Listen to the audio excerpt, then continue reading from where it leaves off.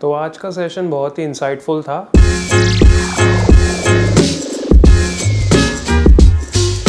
मुझे बहुत सारी चीज़ें पता चली कि मुझे कनाडा में जाके क्या करना चाहिए, मेरे फर्स्ट स्टेप्स क्या होने चाहिए, from building a community and also finding jobs there.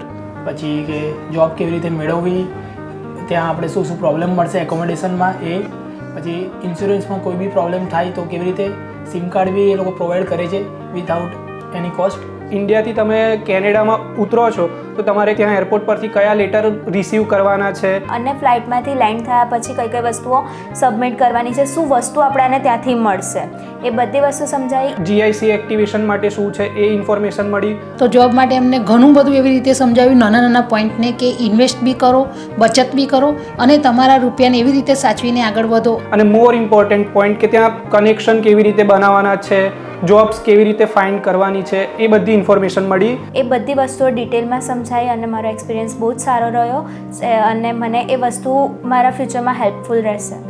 Apex હૈ તો મુમકિન હૈ. અને એપેક્સ હૈ તો મુમકિન હૈ.